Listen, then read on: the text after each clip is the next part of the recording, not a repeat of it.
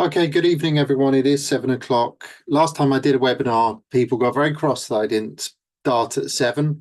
So we are indeed starting bang on time. And if people come in late, then so be it. Good evening, then. My name is John McDermott. Presenting a webinar this evening on permit development and prior approval.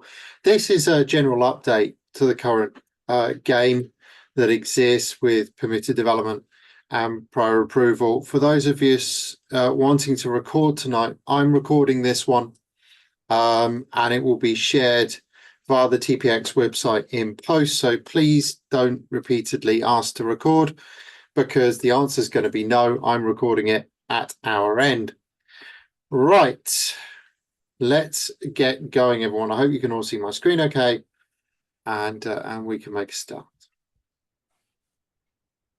So a brief introduction then to tonight and what we're going to be talking about, why we're talking about it, and that kind of thing. The UK planning system is an approval machine. That's what it's there to do. What we have to do is learn how to operate it correctly. And part of operating it correctly is learning these subject-specific areas that we really want to be paying attention to. For those of you who don't know me, my name's John McDermott. I'm a chartered town planner.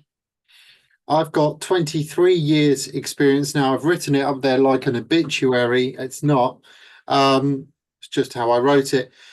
So 23 years practice experience now, starting off a local authority and continuing my career in the private sector. I'm a chartered town planner in my own right. I'm a fellow of the Royal Geographical Society. I'm an accredited CPD trainer through our partners, the CPD group. I am a planner first. I'm a very active planning consultant, nearly 50 cases on my books round about now. And that's just me inside of our practice. I'm an educator second. We teach planning through our Victory program. And I'm an ethical developer third. We do a little bit of development. We don't do a lot of development, but we do a little bit because let's face it, I'm too busy doing 1 and 2. And for my sins, I also write for YPN. Last one was at the beginning of the year. I've taken a month's sabbatical off this cycle just because there isn't actually that much exciting happening in the planning world right now. I represent Town Planning Expert Group. We were established in 2012 and we're the general practitioners of the planning world. We cover England. We don't cover Wales, Scotland or Northern Ireland. They've gone too weird. We're a chartered town planning practice. We're an ethical to CPD training organisation. We're an ethical developer. It's now up to 3,000 businesses we've helped with their development proposals. I really should update that slide, but I don't like to brag. And we've got a 90% success rate through all modes. So we're quite good at what we do. You're going to hear tonight about our Victory program as well. It's our CPD accredited program. Planners teaching people how to do planning. What an interesting concept that is. Planners teaching people how to do planning. I'm going to tell you a little bit about that as we go through because this ties into how Victory works. But it is a CPD accredited program. And if you need CPD in your life, you'll get 8 credits at the end. If you don't, it's a kite mark. That's the importance of it being CPD accredited. As part of any development journey, permitted development ties in to our Victory model. And we like to talk about them almost interchangeably. Victory was developed by us using 20 or so years experience when I wrote it to get an easy framework up and together to help people use the English planning system. It's there to enable developers to get the best out of the planning system and avoid some of the common pitfalls when approaching development for the first time. And it follows our education first principle. All good stuff. It's a mnemonic, 7 simple letters. And what we're going to be going through tonight sits in O for options. But V for verify, I for intelligence, C for comparables, T for team, O for options, R for reality, and Y for you. And what we're going to talk about tonight, permitted development prior approval, sits in the options bracket of the Victory model.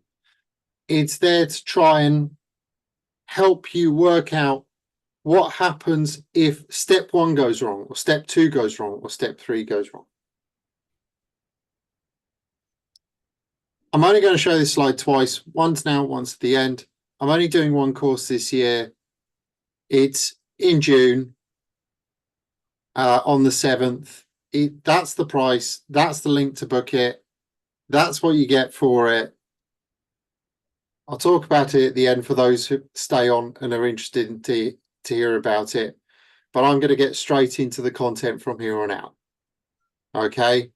But that's Victory, and that's when we're next running this course, and I'm only doing the one this year. Right. O is for options. When we think about options in the planning world, we are thinking about how we get out of the deal. What is the escape route from this deal? O is for options. It is time for us to pack a parachute. We wouldn't jump out of a plane without a parachute. Certainly wouldn't jump out of a plane without a reserve. So why approach development any other way? Through our Victory model, we always talk about important people and people who have given us some wonderful words to live by. Simon Pegg said, and granted this was for Mission Impossible, every person should have their escape route planned. Absolutely right. And development is no different. So when we're thinking about O and options, what we're actually thinking about here is the development sought permitted development or could be made permitted development with just a few tweaks? Options in a planning process is about having all of your exits covered, knowing if your primary strategy doesn't work, you can exit the deal or the development in the correct way. Correct way is our way of saying you don't lose money, your investors don't lose money, everyone wins, no one loses. That's leaving it in the correct way. Having multiple exits per development and knowing when to switch between them is absolutely critical for development planning. And it's a simple question. If planning permission is unsuccessful, how do you change tracks quickly in order to execute development on a site, or more importantly, walk away from that deal without losing any money? Permitted development sits within this, and prior approval sits within this at the first 3 tranches of any development assessment journey. When you're thinking planning and you're thinking, what can I do? What can't I do? So here are the 5 tranches, as it were, of development. You have not development. I'll talk about that in a second. You have permitted development, what we commonly think of as permitted development, stuff you can just do, get on with. Prior approval, which is that enhanced permitted development. Then we're into planning, permission itself, and then we're into build. I'm not going to cover the last 2 tonight because tonight's content is focused on the first 3. What you don't need planning permission for, what you do need planning permission for, but you have it anyway, and what you do need planning permission for, and you have to ask for some form of consent for. So let's think about not development first. A planning talk telling you about stuff that you don't need planning permission for, period. Not development means that it falls outside of the definition of development set in law within section 55, 1, 2 and 3 of the Town and Country Planning Act. Now, this part of the Act is buried into every planning officer, every planning consultant worth their salt. If they do not know this Act backwards or this bit backwards, they don't know planning in the UK. Because that particular part of the Act says very clearly, very succinctly, development is works under, over, on the land, any material change of use and any works carried out by a builder with the exceptions of works to the interior of the building, works that do not amount to a material change of use, works that do not amount to a material change to the appearance of the building. And in the case of the subdivision of a house to 2 flats, that is a material change of use, but it is silent on the reverse. I've said that very quickly, but that gives you an idea of how ingrained this should be in any planning professional who is advising you. Works then, such as a back to brick refurb, like I'm doing on my own house with my lovely wife. Conversion of a flat from a 1-bedroom flat to a 2-bedroom flat by reconfiguring the interior. They all fall outside the definition of development. They are not development requiring planning permission as long as there's no planning condition restricting the usage of the property to a specific use, or it's not listed or a scheduled ancient monument for which you'd need another consent, listed building consent or scheduled ancient monument consent. When we're thinking about development and our options and permitted development, the most permitted development is the stuff you don't need at all. And that should be the thing that's executed first. So the first question you ask yourself is, I'm looking at this building. What can I do tomorrow that doesn't need anything? Here's a good example. Changes of use. Or what used to be changes of use, the great clustering that occurred on the 1st of September of 2020, when we got our reconfigured, rejigged, reconservatived use classes order. The great amalgamation of A1, A2, A3, B1, AB, and C, D1 and D2 into this super classy use, which means that you no longer need planning permission to change the use of a shop to a cafe, or a bank to an office, or a bank to a doctor's surgery, or a bank, I'm picking on banks, but hey, so many are closing right now, we may as well, or a bank to a creche or a day nursery. You just don't need planning permission for that because it's not a material change of use anymore. It's Class E to Class E, subject to there being no condition imposed restricting that from happening. These big alterations have massive implications when you think about it. Let's move into the stuff you really want me to talk about, which is permitted development and prior approval. So what is permitted development? Permitted development allowances are basic allowances that are granted unilaterally via a development order. They come in 2 flavours: straight permitted development and prior approval. And I'm going to tell you a lot about both of these. They're a fantastic starter form of development for new property developers, as it gets you into the build phase very, very quickly.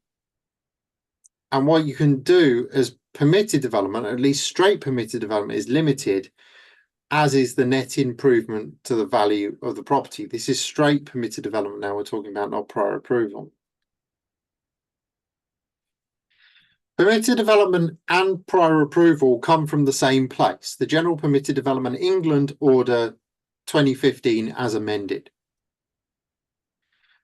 Before any solicitor says, but you don't have planning permission to you, you do. You have planning permission because permitted development is a deemed planning permission in its own right, granted under section 57(3) of the Act. It's given to you by the Secretary of State, his or herself, depending on which flavour we have. It is most definitely the case that various uses have different allowances. It can involve building work. It can involve a change of use. And today it also can involve the construction of new dwellings. So reality is it's very, very useful indeed. I'll come to questions in the chat right at the back end. Don't worry, there will be time. There are some restrictions to permitted development.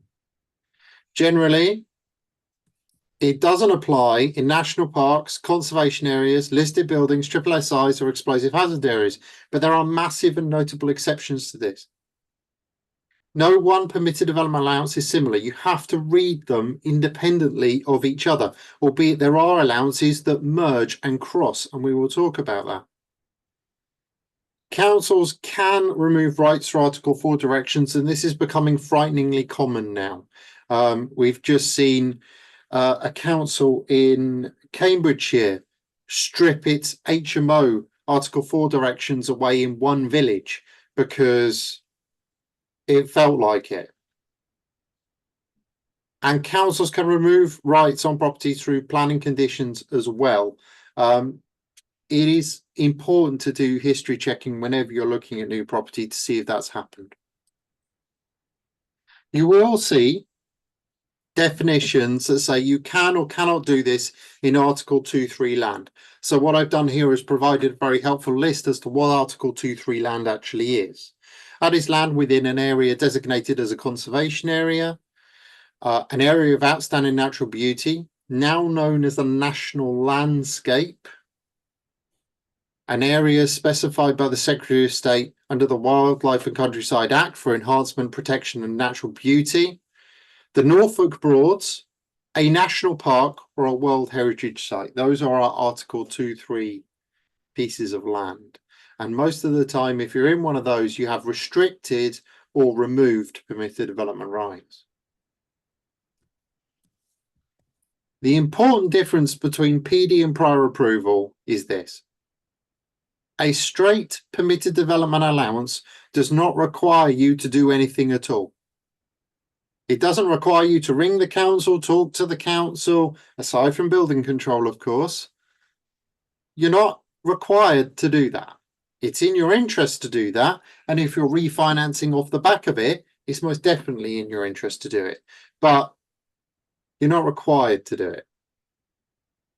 A prior notification permitted development right includes a condition within it that requires the prior notification process to be done before you start work. I'm on my second client this year who decided to commence work before completing the prior approval process and is now facing a very, very expensive planning application to fix that mistake. Right? It is actually remarkably common that developers choose to jump the prior notification bit on a prior notification permitted development allowance. Please don't be one of those developers. I want to talk a little bit about how to read these things, because actually that's half of the art. So here we have the Class C Part A. Someone very helpfully has annotated the screen. Hang on a minute. Let's just clear everyone's drawings. Right. Carry on. This is the Class C Part 1 Schedule 2 allowance for alterations to the roof of a dwelling. This allows you to put Veluxes in anywhere you want them to be. I want to just tell you how to read these. The first part of the allowance tells us what is permitted by the allowance. What is allowed? What is the permitted development? Any other alteration to the roof of the dwelling house? Lovely. The second part of the allowance tells us where it's been taken away, what's not allowed. So in this case, You're not allowed to do it if the house was created by virtue of MNPQ or of part 3 of the permitted development order. Fine. So if you use prior approval to create the house, you don't have this permitted development right. If the alteration would protrude more than 0.15 meters above the plane of the original roof slope, fine. See, you can't have a protrusion more than 15 centimeters above. And to be fair, most Velux companies, most window companies know that and have designed for that. It can't be higher than the highest part of the roof. I'm not entirely sure how you would have a Velux window that would be higher than the highest part of the roof, but it's in there for good measure. And it can't consist of or include installation of chimney flue, soil or vent pipe, or installation or replacement of solar photovoltaics, because those are covered elsewhere. There are some conditions here.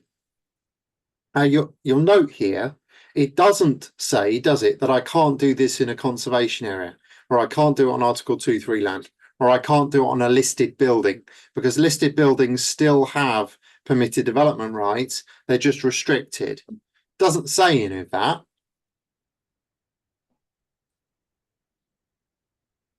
The conditions tell us the thing that we have to comply with in order to make it permitted development. There's only one condition under C2. That is the window, if it's located on a side elevation, must be obscure glass and non-opening to a height of 1.7 meters above finished floor. But then in the most cases, you're putting these on roof slopes. That's how you read them. And you have to read them independently. You can't make a broad assumption that just because one's gone, they're all gone. And you can't make a broad assumption that because it's listed, it doesn't have it. Houses have lots of lovely permitted development rights under A, B, C, D, and E. As far as listed buildings are concerned, A and B are removed, but weirdly C, D, and E are still very much available to you. In conservation areas, it's only B that's removed. You can do A, C, D, and E if you want to. And you can do them all at the same time on the same building. This is one of mine. We call it in the office the mutant. My client really did do this. This is a real picture. It's not a photo montage. This is an example of how you take a 2-story Victorian house and turn it into a 4-story HMO by digging down into a semi-basement, re-leveling the front. The windows, they're all PD. The door, that's all PD. The dormer that's on the back, that's all PD too. As is the digging down to create that semi-basement. That's all permitted development. That is as far as I've ever gone on a single house. And it's a bit of a mutant. The colour, that's PD, because that's painting of an exterior brickwork treatment. And to be fair, that was a bit of a, what's the best way to describe it? Dare between the councillors at Portsmouth City Council and this particular developer. He basically said, if you refuse one more of my applications, I'm going to paint every one of my HMOs mustard yellow. They refused his application. Every one of his HMOs, he has 30 of them, went mustard yellow. All permitted development, of course, but they went mustard yellow. But that's what you can do under base house order. Class L1 and L2 are very useful for creating small HMOs, between 3 to 6 people to dwelling houses and vice versa. L1 allows for HMO to dwelling house. L2 allows for house to HMO. We use these very, very frequently in non-Article 4 areas in order to change the status quo, where we're seeking to increase the number of people inside of a building up to a point of 6, because 6 is the maximum. And then we apply for planning permission for the 7th or the 8th person, because going from a house of 2.4 people to 8 people is a big jump. Going from an HMO of 6 people to 8 people is a much smaller jump. And so it softens the blow for the planning application that follows. It's a very useful exercise in PD, a step in PD in order to make things move forward. Right. All the big juicy stuff inside of Premier Development happens in prior approval. Prior approval is a form of development that needs an application in order to use it, known as a prior notification. This is a condition of the use of the specific permitted development allowance where there is a prior approval requirement. Prior approval allowances cannot be used after the effect. As with my sort of 2 clients in the last 12 months, there must be an application beforehand and it must be approved in order to build, right? You can't complain that the council is taking too long. This has to all be done beforehand.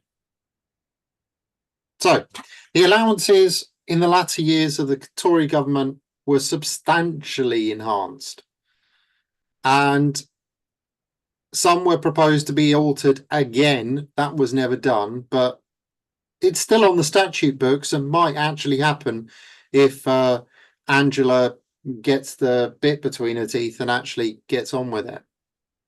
So for houses, this is single houses. Prior approval allows for the enlargement of a house by construction of a large rear extension. We've seen that used a lot. The enlargement of a house by construction of additional stories. Single story on a single story house up to 2 stories with a lot of limitations and caveats. New dwellings on a terraced house in use as a house. So you have a terraced house and you want to put a flat on top. There is a prior approval allowance for that under AC. And then new dwelling houses on a detached building, like the one I've got on the screen here, that is in use as a dwelling house. You could take a detached house, lovely, like this, and apply a prior approval allowance that puts a whole new floor on it, and that whole new floor is a flat. Suffice it to say, these are probably the latter 2 there are probably some of the most weird prior approval allowances on the statute book. I've never seen them used successfully. And so I like to talk more about stuff that I've seen done and work. I'm sure there will be use cases for it, especially in central London where it actually makes sense. But in the main, where you're talking about terraced houses, the value of the house doesn't justify the increasing cost and floor to put another flat on. So it remains to be seen whether certainly this will be done. Commercial change of use under prior approval looks like this. And yes, I'm going to be talking about the enhanced MA and the enhanced Q and R. I have separate slides for that because they have been enhanced and we have used them in their enhanced state. So G part 3 was the 2 flats above the shop. That lost its freedom and became a prior approval in 21. That's still as good as it always was. You just have to ask for permission. Class M is takeaway or other associated uses to residential. MA is commercial, business and service use to residential. I will talk about that in much more detail in a minute. N is amusement arcade or centre or casino to residential. Q is agricultural buildings to dwelling houses, and I'll talk more about that in a minute or so. And R is agricultural buildings to a flexible commercial use. Again, more on that in a hot second. Let's talk about these alterations to MA. So MA got changed prior to the Tories leaving government to remove 2 of the breaking clauses within them. So MA was updated Firstly, to allow an unlimited area to be developed. So the previous limitation was 1,500 square meters, which allowed for about 32 flats. I'm dealing with an MA at the moment in Crawley for 68 dwellings in one building, which the council are minded to approve, because there is no limit on the floor area now that you can do under MA. You can just do it all. In addition to that, the 3-month waiting period for vacancy has been removed without any form of replacement. What does that mean? Well, that means that the building doesn't have to be vacant at all in order to qualify. There's no requirement for it to be vacant anymore, and there's no requirement for it to have been vacant for a set period of time. You can literally apply for an MA if you felt like it on the Shard and you had enough money behind you to do it. You could apply for an MA on the Shard and probably get an answer that was favourable. Both were seen as unnecessary breaks on the allowance, and both were being abused by planning authorities. In some cases, we were having to get sworn statements from previous owners of buildings to prove to a council that it had been vacant for the right period of time. It's a general removal, and it applies to the entire breadth of Class MA. So it doesn't matter whether it's a doctor's surgery, a creche, a day centre, an office, a shop. It applies to it all. The other thing this allows you to do is go back and double dip. If you've got a building that had an MA used on it and they had to stop at the 1,500 square meter mark, you are permitted to go back to that building again and go and get the rest of it if you want to. So it is quite useful for those areas that were left behind. Agriculture to resi got substantially altered. The biggest alteration by a country mile was changing the ceiling. So there was a mathematical loophole inside the old Class Q. The 465 square meter, 5-unit ceiling was seen as an or rather than an and. The provision that has now been altered and reframed. The maximum number of dwellings you are now permitted to do is 10, 10, as an absolute maximum. The maximum cumulative floor space of the dwelling houses, including any extensions, and I did just use the word extensions, is 1,000 square meters, right? But these are both now absolutes. So you're allowed to do a maximum of 10, and you're allowed to do a maximum of 1,000 square meters to provide that 10. The maximum floor space of any dwelling now created under a Q is 150 square meters. You are not permitted to have dwellings larger than the 150 square meter maximum. Extensions are allowed, but they are very heavily restricted in terms of where they go, how big they are, and what they're actually sitting on. There's a requirement, what I'm calling the Jeremy Clarkson requirement. If Mr. Clarkson is listening, I know he's not because I haven't seen him in the list, but if he is, well done, Jeremy. This one's down to you and Caleb. There's a requirement that the building must have a suitable access to the public highway. That was because, to be fair, there were people watching Clarkson's farm and using tractors to get to and from these sites. That's not a suitable access to the highway anymore. The final thing to say here is that the 10-year use provision, that it must have been an agricultural building for 10 years, still applies, but there's a new starting date for that 10 years. The 24th of July, 2023. It's been refreshed by 10 years. We've had Q for about 10 years, and this has been refreshed so that any agricultural building that was in use as agricultural prior to the 24th of July 2023 automatically qualifies for it. I think the alterations to Q expand it. I know there are some people in there that, in the world of Class Q developers, that don't like it because of the 150 square meter maximum. They absolutely hate that because they would much rather build 300 and 400 square meter houses. But this government's all about building volume, not building quality. And so that's why we've got limits.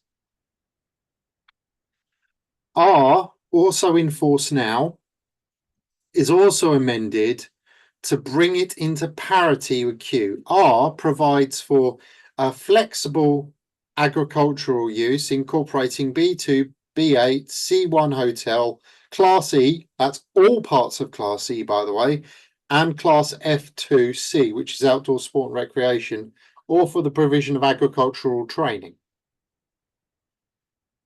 The floor area is increased under R, and this is R2, to 1,000 square meters, and that matches the amendments within Class Q. And B2 is limited to raw goods, livestock production, that kind of thing. Things that would be normally associated with an agricultural use. Again, R is a fantastic enhancement, done very much to support the farming community, but with C2 hotel in there, with Class E in there, a really good alternative use for some of these agricultural buildings as well.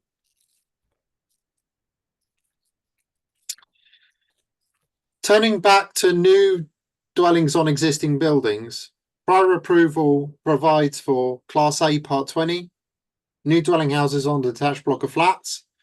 That was proposed to be altered in 2023. Then we had an election. Might still be altered, you never know. AA Part 20, that's on commercial or mixed use, and AB Part 20, which is terrace buildings in commercial or mixed use. They all broadly do the same. The one I've got on the screen here is Pippin Court. This is one we've had approved. This has 2 floors on the front building, 2 floors on the back building. They're both over 3 stories high. We got 10 extra flats out of this. And our client, from memory, sold the building on to an end developer, which was excellent for them, which is really, really good. Something that we have done, we're quite pleased with our record with Part 20, Class A Part 20 in particular. We've got a really good bead on it. And not easy. I'm not going to pretend it's a cakewalk, but if you know what you're doing with it, you can really make it work on the right type of building. Class ZA, what's there to say about ZA? ZA is for demolition of detached buildings and construction of new dwelling houses in its place. This was proposed to be altered in 2023. It hasn't been. It's still on the statute books. It can be altered. It's still available. ZA is really good if you have a crap building. So if you have a lovely building like the one I've got on my screen here, or an old office building that's 1950s and it would cost too much to convert, then you can use ZA as an alternative. Just be aware that ZA is tantamount to a full planning permission. The only benefit is you don't pay affordable housing and you don't, and some of the criteria are lightened off. But in all other respects, it's a full planning permission. You don't quite pay the full planning fee. It's 450 odd pounds at last count versus 588 pounds a dwelling at last count. But bear in mind, the planning fee is still huge. Always treat these as tantamount to a full anyway, and we're getting closer and closer to a full at this stage. One that came along that was very interesting is temporary recreational campsites. I popped this in because we're still a bit of a staycation country. And I'm speaking to one of my clients right now. In fact, I'm speaking to two of my clients right now about how to set these damn things up. This builds on the former 28-day temporary change of use allowance and provides for a discrete allowance for any land and the provision of a temporary residential campsite for up to 50 days. You're allowed no more than 50 pictures and any movable structure necessary for the purposes of the permitted use. This can include a movable toilet box, shower block, or office. The provision of any land excludes the logical exemptions. You wouldn't want to see this in the grounds of Buckingham Palace. You wouldn't want to see this on the lawn outside of Tower Bridge. You wouldn't want to see this in the middle of a flood risk zone or on an island in the middle of the Thames. But in the areas that you would want to see it, it's available to you. It's active now. It works as a prior approval allowance only if you choose to put one of these campsites in flood risk zones 2 or 3. If you choose not to put one of these campsites in flood risk zones 2 or 3, it is a straight permitted development right, or all you must do is ring the council up and tell them you're going to start chucking some tents on the land and how long it's going to be there for, 60 days being the maximum.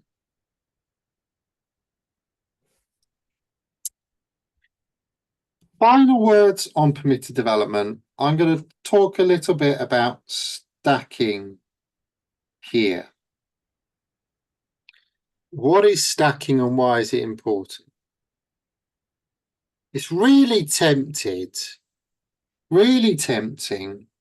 to stack things in the wrong order. Let's give you an example. Classes A to E for house order extensions and L2, which allow for an HMO conversion, can be used together so long as you do it right. A to E are for extensions, and they cannot be used if they facilitate a change of use. They can be used if they don't facilitate a change of use. If you need a large dormer window, like the one I've got on the screen here, to provide a third bedroom in an HMO, i.e. a bedroom for the third person, then you need to build the dormer first under Class B and then apply and then do the change of use. And the reason for that is that you need the dormer for the bedroom. You need the dormer to provide the accommodation to get you over the threshold to call it an HMO. If the dormer, however, would provide for bedrooms 4, 5, or 6, and not critically bedroom number 3, then the change of use can happen without the dormer, and you can use B and L2 together at the same time, because the change of use does not need the dormer to happen. Right? I hope that makes sense. I've got one more example of this stacking kind of arrangement. But when you're thinking about, say, going from a house to an HMO, the order in which you put the work is critical to actually making sure that it's all permitted development. Here's another example, and this is probably the classic one. Here's an office building. This is in Eastleigh. This is one we've done. It's beautiful. 26 flats we got out of it in the end. Class MA and Class AA can be used together as long as it is in the correct order. Let me explain. Class MA followed by an AA fails a restriction in AA. There's a restriction in AA that says if you were to do a conversion of the main building first and then apply for the roof space, you can't do that because your permitted development right under AA has been removed by virtue of restriction AA1ZA, which says if the permission to use the building as a dwelling house has been granted only by virtue of Class MA of Part 3 of the schedule. In other words, they've already thought ahead and said, right, developers may want to convert the building first into flats and then put a roof on it. If they do it in that order, you can't under permitted development, you need a planning permission. If in the alternative, you do the reverse, you get and do the AA, the roof alteration first, and then get and do the MA second. So you work downwards through the building rather than upwards. The restriction doesn't apply because it only works in one direction.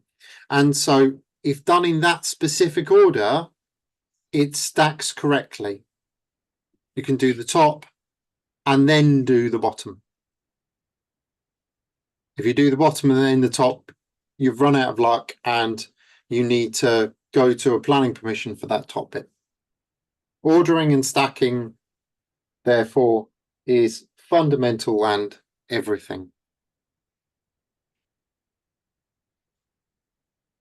I hope that makes sense to everyone. And I hope you can understand why we put options inside of our victory plan, why we talk about permitted development inside of our victory plan and show you how to put it into a planning process. If you want to join us for the victory plan, 7th of June, Guildford, there's the link. I'm going to leave that on the screen. But what I am going to do is go to the chat. We've got, let's just have a look. We've got, let's say, about 10 minutes together. So let's just go through some of these questions and see where we get. If you've got a question, whack it in the chat, please, and I will most definitely answer it.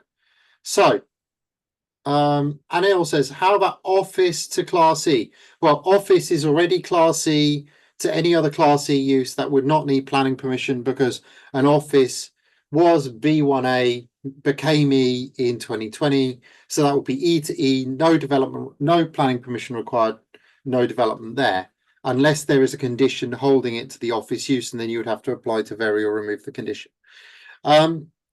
Ed asks, what's a better route for an old wonky disused workshop to C3?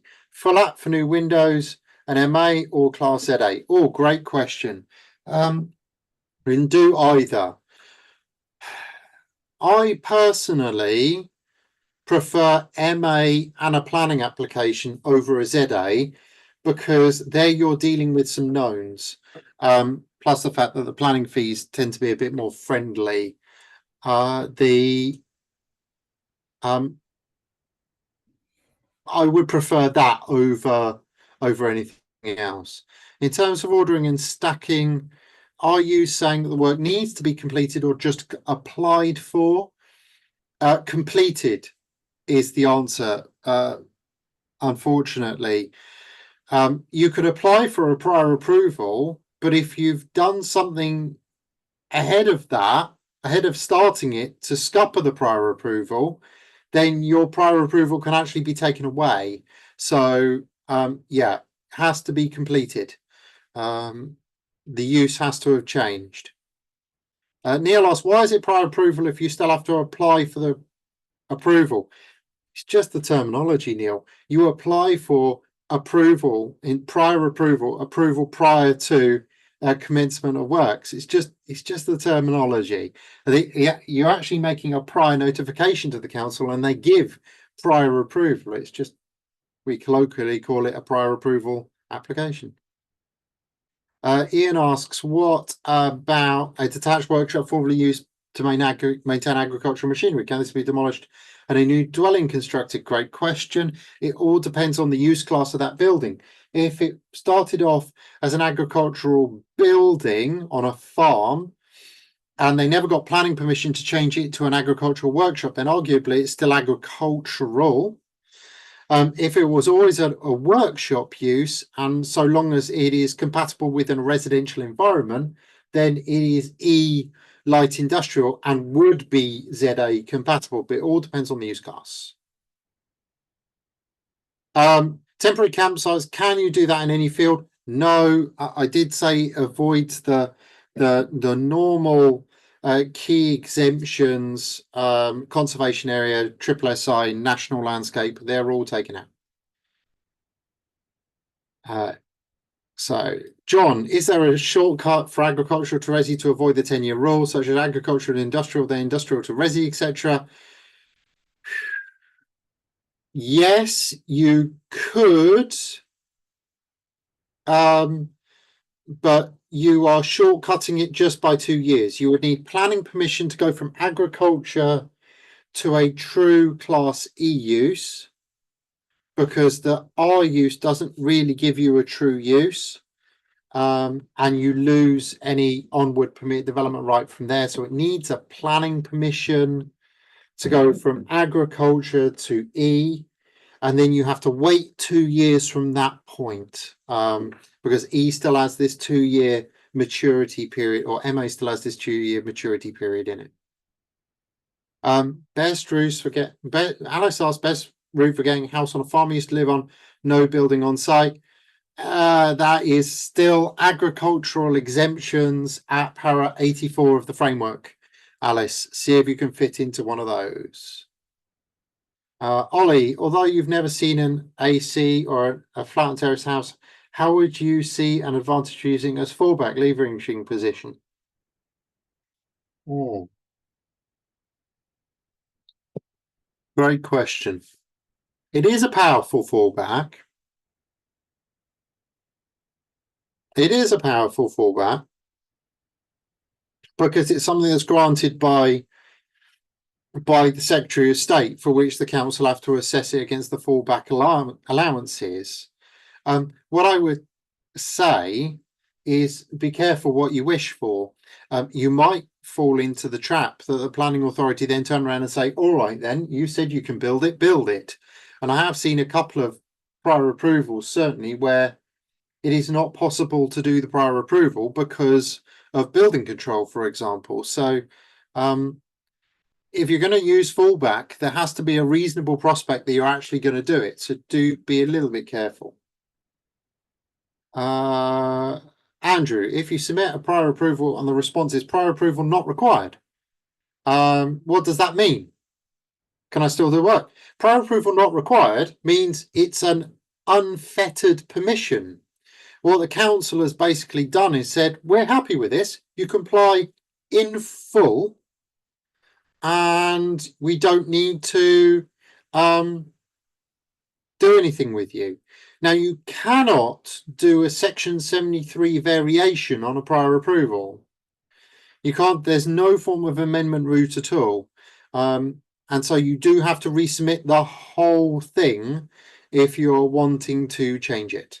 There's no amendment route. You're very welcome, Emmanuel and Phoebe. I'm glad you enjoy it. How difficult is it to go from B8 to C3 in Bexley or other councils if you've not worked with Bexley? I've worked with Bexley.